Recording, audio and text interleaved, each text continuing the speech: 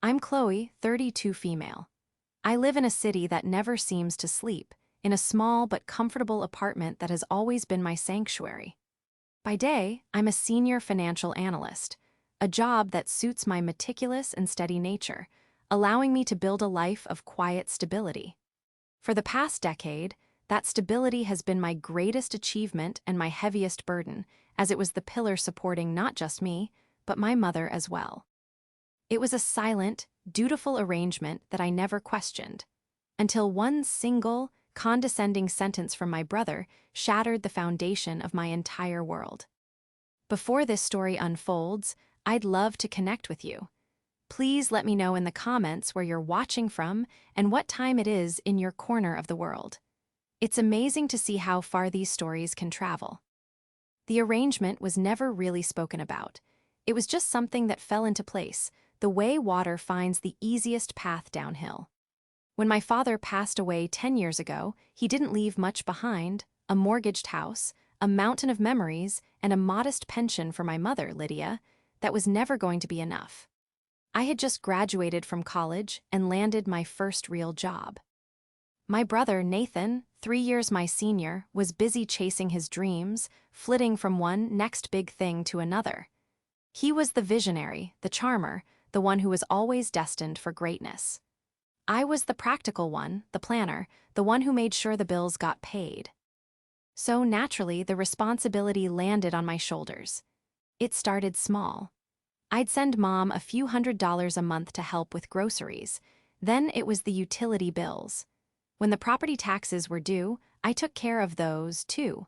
Before I knew it, I was covering the mortgage, her car insurance, her medical copays, and the cost of her numerous prescriptions. It was an unspoken agreement, a duty I accepted because I loved my mother and, frankly, because there was no one else to do it. Nathan was always in the middle of a critical fundraising round, or finalizing a merger that required every penny he had, and then some. He was forever on the cusp of a massive breakthrough that would make all our financial worries disappear. I didn't mind, not really. In my early 20s, I saw it as a noble sacrifice. I put my own dreams on hold: the backpacking trip through Europe, the down payment on my own condo, even the simple luxury of a savings account that wasn't perpetually drained. I budgeted fiercely, meal prepped every Sunday, and became an expert at finding the best deals on everything from car insurance to coffee filters. My life was a spreadsheet of income and expenses, with Mom's needs occupying a significant portion of the latter. My best friend, Ruby, a nurse whose empathy was matched only by her pragmatism, was the only one who saw the toll it was taking. "Chloe, it's not sustainable," she'd tell me over our weekly coffee dates, her brow furrowed with concern. "What about you? When do you get to live your life?" "I am living my life," I'd argue, a little too defensively. "Mom needs me, and Nathan, well, you know Nathan, he's just not in a position to help right now." "He's never in a position to help," Ruby would counter, stirring her latte with more force than necessary. "He's 35 years old, driving a car you and I could only dream of, and living in a swanky downtown apartment. He's a startup founder, Chloe. What exactly is he founding? A society for professional freeloaders." I would always defend him, partly out of familial loyalty and partly because a small piece of me still believed in the myth of Nathan, the brilliant entrepreneur. He was magnetic. He could walk into a room and own it, painting pictures of a future so bright you needed sunglasses to look at it. He spoke in a language of venture capital, seed rounds, and market disruption. To our mother, he was a genius, a prodigy. She would listen, enraptured, as he described his latest venture, her eyes shining with pride. She never asked him for a dime. She didn't have to. She knew I would handle it. The dynamic was set in stone. Nathan was the son to be proud of, I was the daughter to depend on. He brought the excitement, I brought the security. He got the praise, I got the bills. For 10 years, I convinced myself this was fair, that this was the role I was meant to play. The slow burn of resentment was something I pushed down, labeling it as selfishness. I told myself that good daughters didn't keep score. But spreadsheets don't lie. As I entered my 30s, the numbers started to look more and more daunting. My salary had grown, but so had Mom's expenses. A new medication here, a necessary home repair there. The unspoken agreement was becoming a lead weight on my future. The dream of owning my own home was drifting further away, and the idea of starting a family felt like a financial fantasy. Meanwhile, Nathan's social media was a curated gallery of success. Business-class flights, celebratory dinners at Michelin-starred restaurants, photos with local tech celebrities. His investor meetings always seemed to take place in expensive-looking resorts. The tipping point began subtly. Mom needed a new roof. The estimate came in at $15,000, a figure that made my stomach clench. I spent weeks juggling finances, moving money between accounts, and applying for a small personal loan, all while trying not to panic. I called Mom to tell her I had it figured out. "Oh, that's wonderful, honey," she said, her voice filled with relief. "I was just on the phone with Nathan. He's closing a huge deal next month. He said it's a game changer. He's going to be on the cover of a business magazine." I felt a familiar prickle of irritation. "That's great, Mom. Did you happen to mention the roof to him?" There was a slight pause. "Well, no, dear, I didn't want to bother him. He's under so much pressure. You know how it is." I did know. I knew all too well. I was the shock absorber for the family's problems, the silent, reliable engine that kept everything running while my brother, the flashy convertible, got all the attention. The weight of our unspoken agreement had never felt heavier. I was the foundation, and I could feel myself starting to crack under the strain. I paid the deposit for the roofers, my own savings account now perilously close to zero, and wondered how much longer I could hold everything together before it all came crashing down. The conversation about the roof was the first tremor, a warning of the earthquake that was about to shake our family to its core. The occasion was our mother's 68th birthday, and she had requested a simple family dinner at her favorite Italian restaurant. It was a cozy place with checkered tablecloths and Chianti bottles holding dripping candles. It was supposed to be a celebration, a night of truce from the unacknowledged tensions that simmered just beneath the surface of our family dynamic. I had hoped for a quiet evening, a few hours of pretending we were the perfect, happy family our mother so desperately wanted to believe we were. I arrived first, a brightly wrapped gift for Mom in hand, a high-end ergonomic gardening tool set she'd been wanting for months. I had saved for it, a small but significant sacrifice. When Mom arrived, her face lit up. "Oh, Chloe, you shouldn't have, you do too much." She hugged me tightly, and for a moment, I felt a warmth that almost made the financial strain worth it. Nathan, of course, was fashionably late. He breezed in 20 minutes after the reservation, smelling of expensive cologne and radiating an aura of self-importance. He didn't bring a gift. Instead, he presented Mom with a grand, sweeping gesture. "Happy birthday, Mom," he announced, kissing her on the cheek. "To celebrate, I've made a reservation for us next month at La Pearl, a 7-course tasting menu. My treat."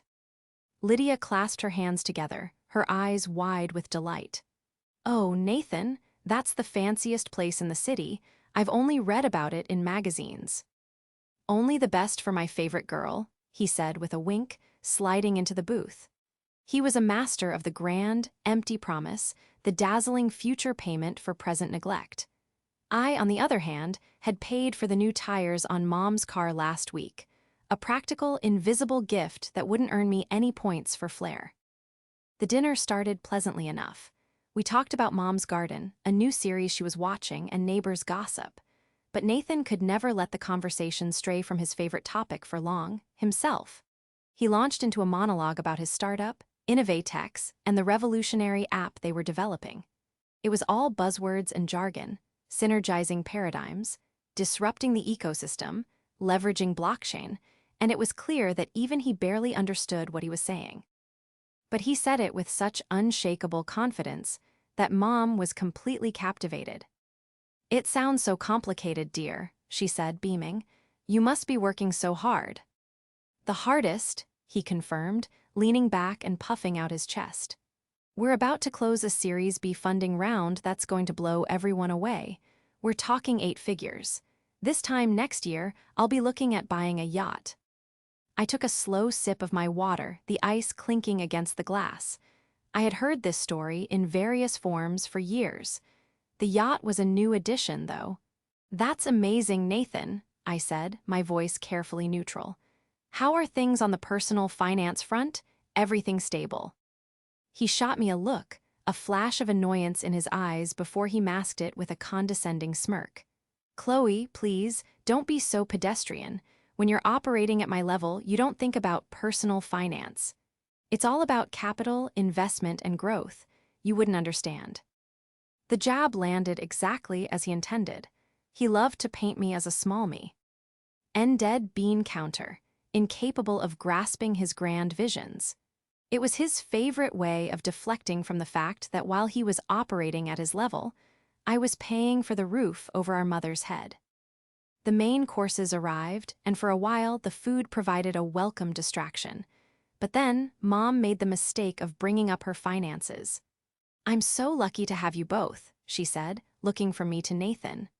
"Chloe is so wonderful with all the boring money stuff. She makes sure everything is taken care of. And Nathan, you're going to be a millionaire. It's the perfect balance." It was meant to be a compliment, but it felt like she was cementing our roles in concrete. I was the boring, reliable caretaker. He was the exciting, successful star. Nathan seized the opportunity to patronize me further. "Well, someone has to be good with the small stuff," he said, gesturing dismissively with his fork. "Chloe's always been great at that. She's got the perfect temperament for a little 9-to-5 job, plugging away at her spreadsheets. Safe, predictable." "My little 9-to-5 pays your mother's mortgage," I said, my voice sharper than I intended. The words were out before I could stop them. The air grew thick with tension. Mom looked uncomfortable, her smile faltering. Nathan, however, seemed to relish the confrontation. He put his fork down and leaned forward, his eyes glinting with a cruel amusement. "And we're all very grateful for that, Chloe. Truly," he said, his tone dripping with insincerity. "But let's be realistic. You've found your ceiling, you're a financial analyst. It's a respectable job, I guess, but you'll never be truly successful like me. You don't have the vision, the ambition, the stomach for risk." He sat back, a smug look on his face, as if he had just delivered an undeniable truth. He had taken my decade of sacrifice, my quiet, consistent support, and twisted it into a personal failing. My prudence was a lack of ambition. My reliability was a lack of vision. The years of resentment I had suppressed began to boil, rising in my chest like a tidal wave. My mother just sat there silent. She didn't defend me. She just looked down at her plate, fiddling with her napkin, desperate to avoid the conflict. Her silence was a betrayal as sharp as Nathan's words. In that moment, something inside me snapped. It wasn't a loud, dramatic break, but a quiet, decisive click, like a switch being flipped. The unspoken agreement, the foundation of our family's dysfunctional dynamic, had just been declared null and void by its primary beneficiary. Nathan saw the shift in my expression. He saw that his words had hit a nerve, and he couldn't resist twisting the knife. "It's okay, little sis," he said, reaching across the table to pat my hand as if I were a child. "There's no shame in being average." I pulled my hand back. I looked at his perfectly manicured nails, his expensive watch, the confident smirk on his face, all of it funded by a fantasy he sold to investors while I handled the grim reality of our family's finances. The anger was gone, replaced by a sudden, chilling clarity. I knew exactly what I had to do. The dinner of disdain wasn't just an insult, it was a release. He had just handed me the key to my own cage. My heart was pounding a steady, furious rhythm against my ribs, but on the outside I was eerily calm. The anger had crystallized into a single, sharp point of purpose. I looked at my brother, Nathan, who was still wearing that infuriatingly smug expression, completely oblivious to the tectonic shift that had just occurred within me. He thought he had won, that he had put his average little sister back in her place. He had no idea he had just lost everything. I let the silence hang in the air for a moment longer, enjoying the discomfort that was finally starting to dawn on my mother's face. Then, I smiled. It wasn't a warm or happy smile. It was a small, tight, deliberate expression that didn't reach my eyes. It was the kind of smile you give an opponent in a chess match right after you've put their king in checkmate. "You're right, Nathan," I said, my voice even and clear. The calmness of it seemed to unnerve him more than any outburst would have. "You're the successful one. You're going to be a millionaire, closing 8-figure deals and buying yachts." He nodded, puffing up slightly. "Exactly. It's a different world, Chloe, a different mindset." "I agree," I continued, my smile unwavering. "My mindset has been all wrong.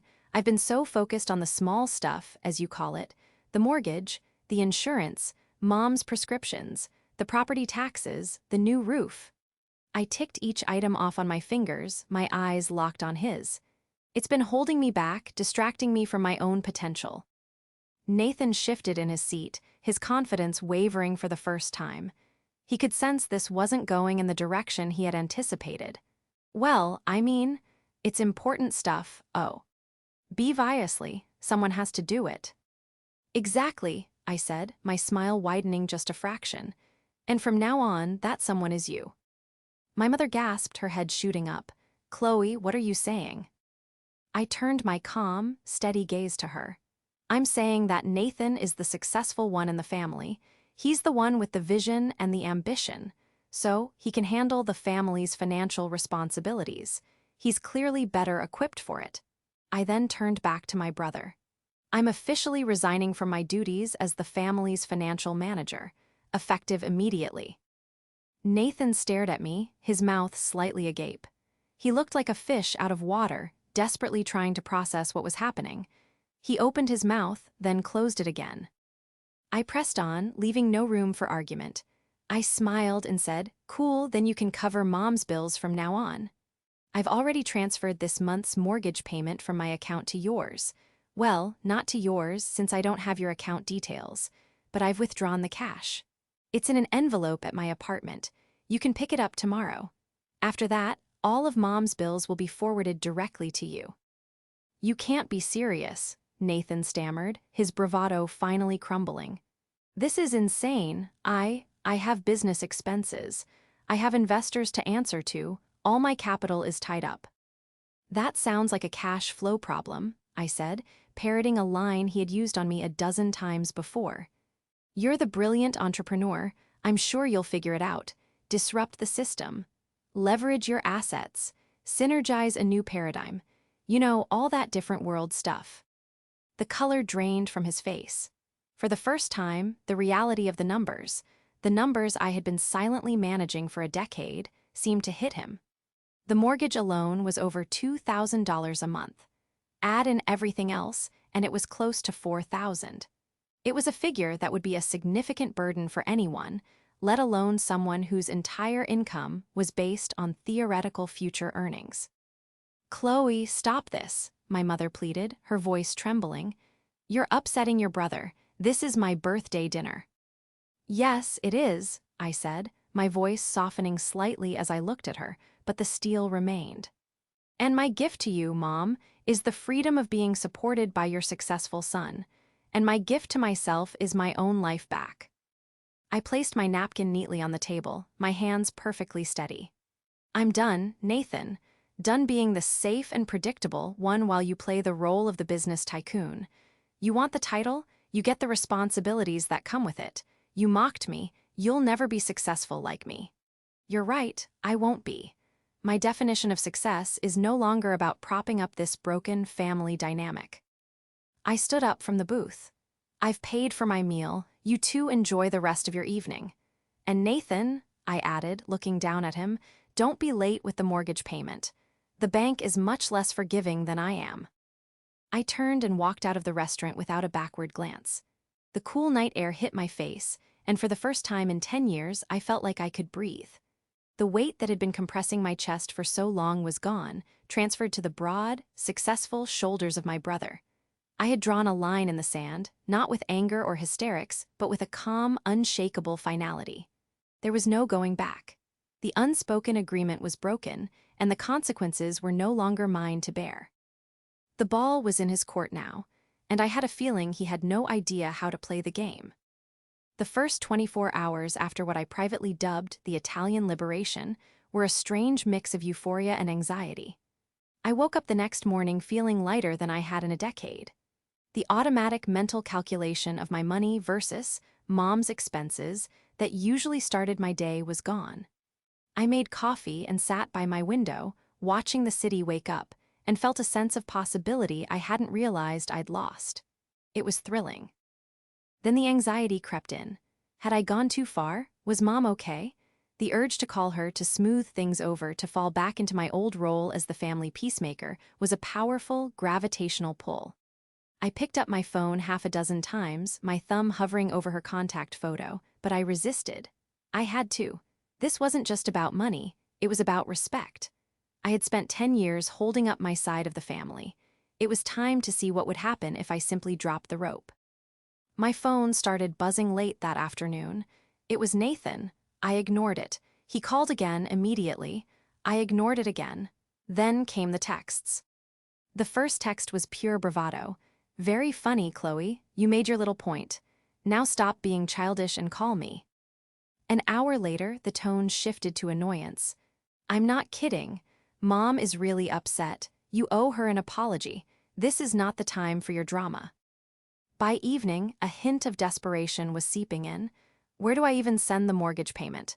What's the account number? You can't just dump this on me without any information." I read each message and placed my phone face down on the counter. I knew that any response, even a negative one, would be an engagement. It would signal that the negotiation was still open.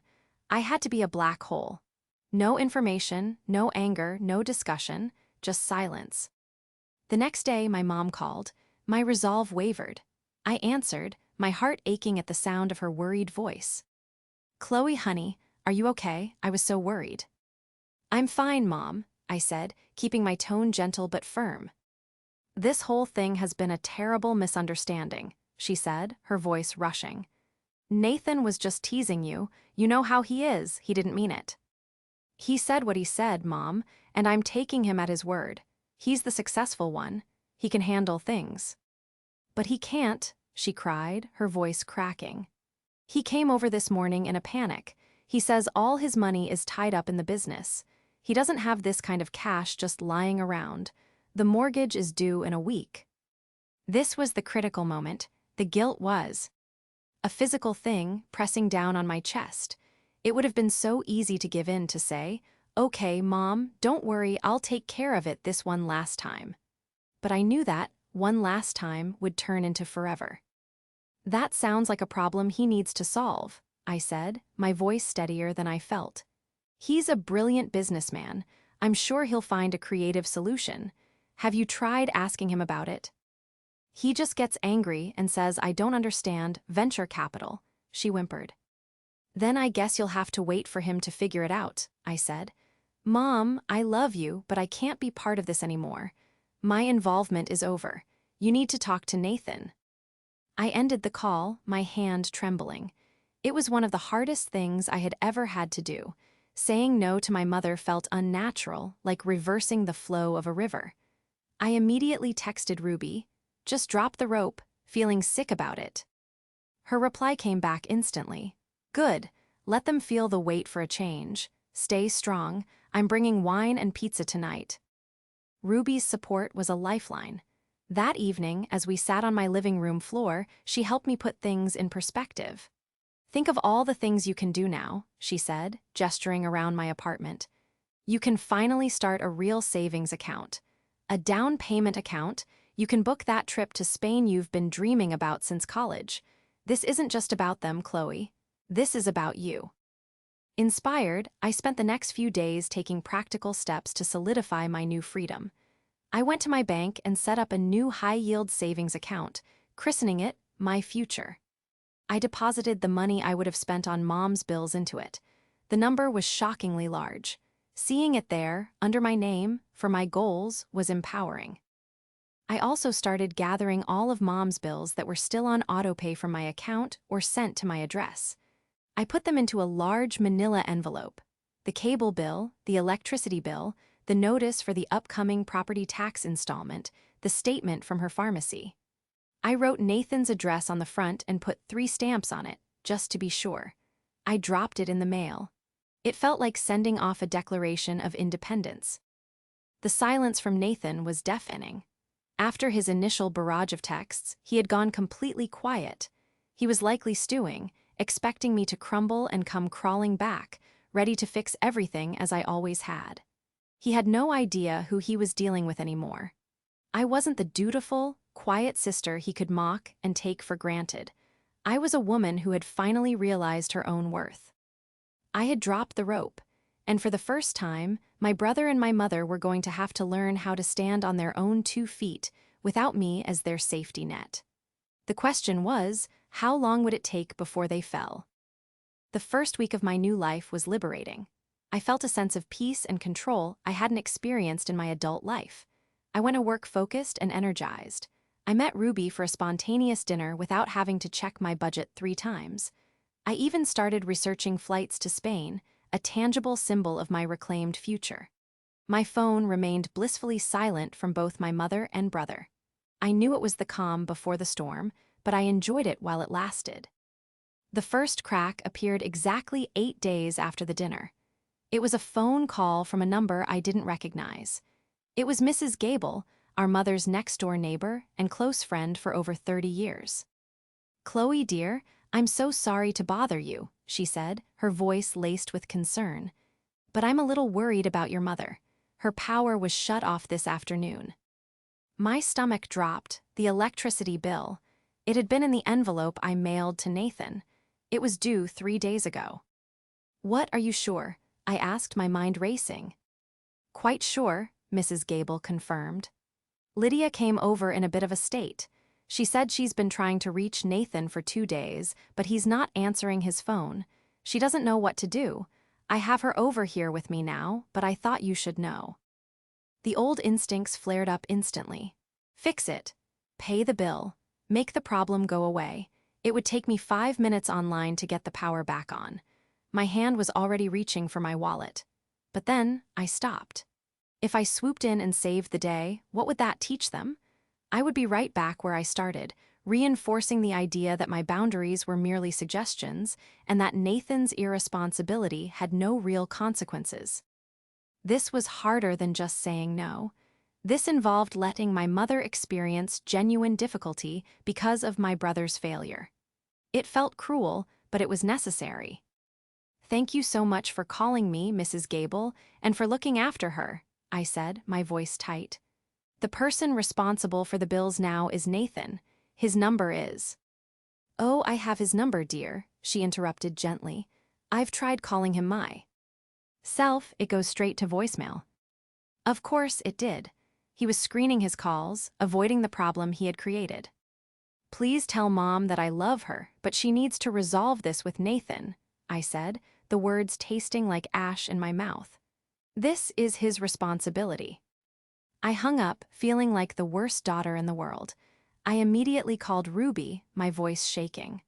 "Her power is off, Ruby. She's 68 years old and sitting in the dark because of me." "No," Ruby corrected me firmly. "She's sitting in the dark because her successful, millionaire-in-the-making son couldn't be bothered to pay a $200 electricity bill. This is not on you, Chloe. Do not pick up that rope." Her words were the anchor I needed. I held fast. 2 days later, the second crack appeared. I received a notification from my bank. It was a late payment alert for my mother's mortgage. My name was still on the loan as a co-signer from years ago when her credit wasn't strong enough, a detail I had completely forgotten. The payment was 5 days late. My perfect credit score, something I had worked meticulously to build, was now in jeopardy. This time, the anger eclipsed the guilt. He wasn't just letting Mom down, he was actively damaging my financial future. The silence was no longer a viable strategy. I called Nathan. He didn't pick up. I called again, and again. On the 5th try, he answered, his voice a hostile bark. "What?" "The mortgage, Nathan," I said, my voice dangerously low. It's 5 days late. It's tied to my credit. You are going to pay it today. I can't, he yelled, the panic and frustration finally boiling over. I don't have it. The funding round got delayed. I'm in a liquidity crisis. You think I have $4,000 just sitting around for bills? You had enough for a $2,000 dinner reservation at La Pearl, I shot back. Cancel it. Get a refund. You drive a $50,000 car. Sell it. You have options. You're the risk taker, the visionary. Figure it out. If that late payment hits my credit report, I will make your liquidity crisis feel like a walk in the park. Is that a threat? He scoffed, but his voice lacked its usual conviction. It's a promise, I said and hung up. The next few days were excruciating. I checked my banking app obsessively. The mortgage payment remained outstanding. The power at Mom's house was, as far as I knew, still off. Mrs. Gable had texted to say Mom was now staying with her at night. The shame and guilt were immense, but beneath them, a hard, cold resolve was setting in. I was watching the consequences of my brother's arrogance and my mother's enablement play out in real time. It was a horrifying, necessary education for all of us. The final crack, the one that signaled the whole facade was about to shatter, came at the end of the second week. It was an email from my mother's pharmacy. The subject line read, "Prescription refill for Lydia, action required." I opened it to see that her heart medication, the one she absolutely could not miss a day of, had been rejected. The reason? Insurance coverage terminated due to non-payment of premium. The health insurance premium. It was another bill I had always quietly paid, another line item in the budget of my former life. This was no longer about a dark house or a damaged credit score. This was about her health. This was the one thing I couldn't ignore. The game was over.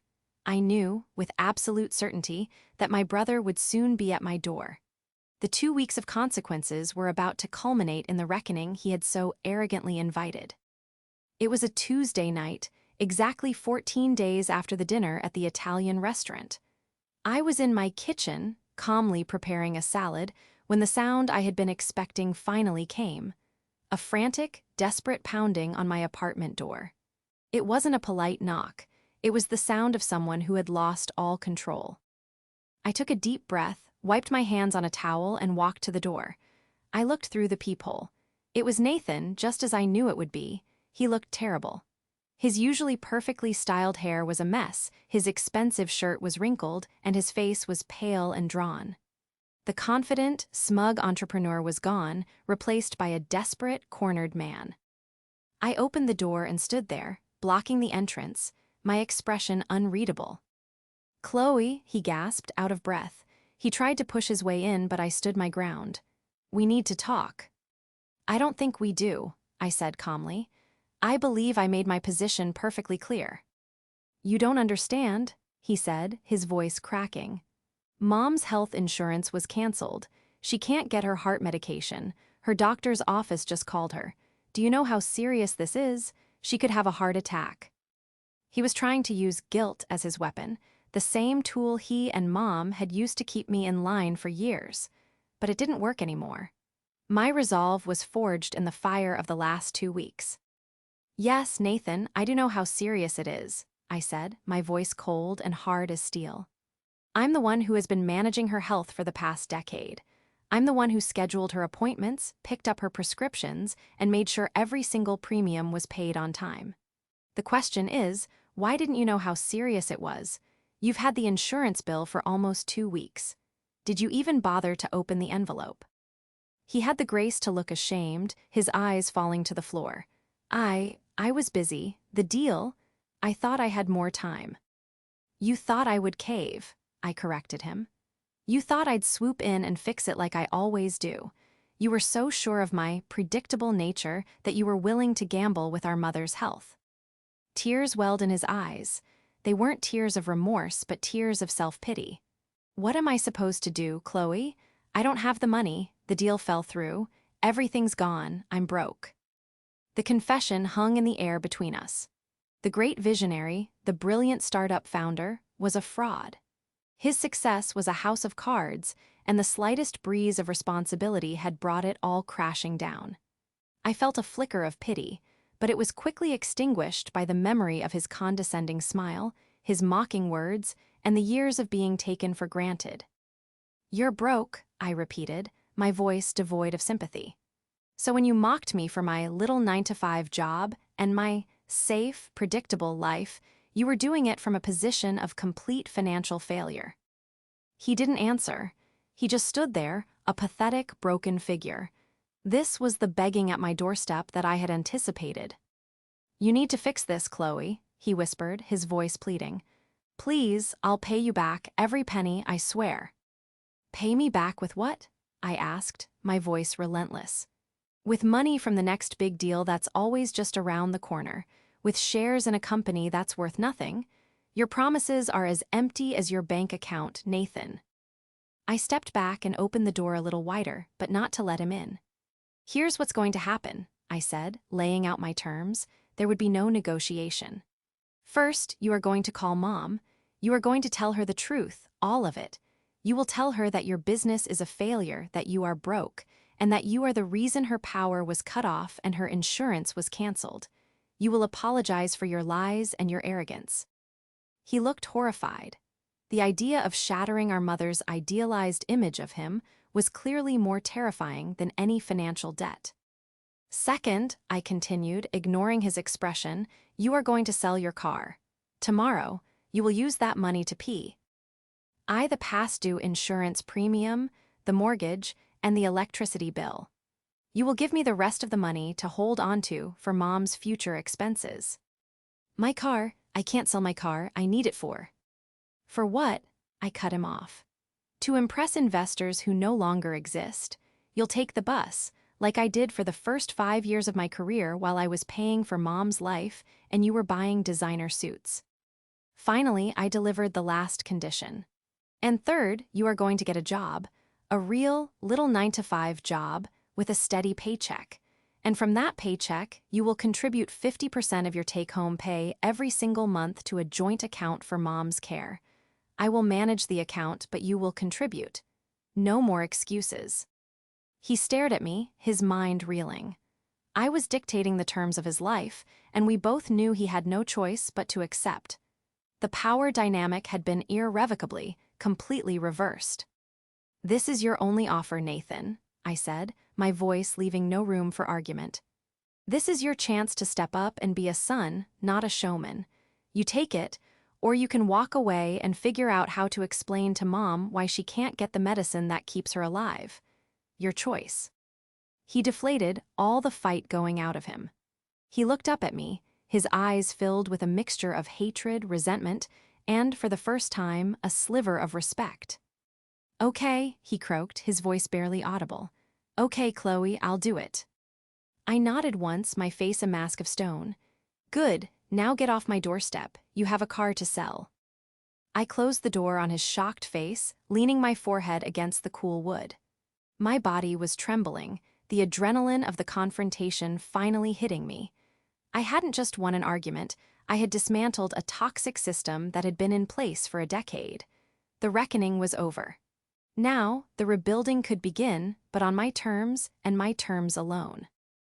The days following the confrontation were a blur of uncomfortable but necessary actions. To his credit, Nathan did what I told him to do. The first step, and perhaps the hardest for him, was the phone call to our mother. I wasn't there for it, but Mom called me later that night, her voice quiet and heavy with disillusionment. She didn't cry or yell. She just sounded tired, as if a weight she hadn't known she was carrying had finally been put down. "He told me everything, Chloe," she said. "The business, the debt, all of it. I was so blind. I wanted to believe he was this genius. I guess I needed to." "It's not your fault, Mom," I said, and for the first time, I felt a wave of genuine sympathy for her. She had been a willing participant in the fantasy, but Nathan had been its creator. "He's your son. You're supposed to believe in him." "You're my daughter," she replied, and I could hear the regret in her voice. "And I let you carry us for so long. I never stopped to think about what it was costing you. I am so sorry, Chloe." Her apology was something I never knew I needed to hear. It was a balm on a wound I had carried for a decade. It was the beginning of a new kind of honesty between us. True to his word, Nathan sold his car 2 days later. He got less than he'd hoped, but it was enough. He brought me a cashier's check for the remaining balance after he had paid the most critical bills. The insurance premium was reinstated, the mortgage was brought up to date, and the lights came back on in our mother's house. He looked humbled, smaller somehow, without the props of his fabricated success. He also started looking for a job. It wasn't easy. His resume was a patchwork of failed startups and grandiose titles. But eventually, he found a position as a project manager at a logistics company. It was a humbling step down, a safe, predictable job that would have made the old Nathan sneer. But the new Nathan accepted it with a quiet resignation. His first paycheck was a fraction of what he used to claim he was making, but for the first time in his adult life, it was real. He transferred half of it into the new joint account without me having to ask. Our family dynamic began to slowly, awkwardly, redefine itself. I was no longer the silent workhorse, and Nathan was no longer the celebrated golden child. We were just two siblings trying to navigate our shared responsibility for our mother. There were no more grand pronouncements or patronizing lectures from him. He was quieter, more subdued.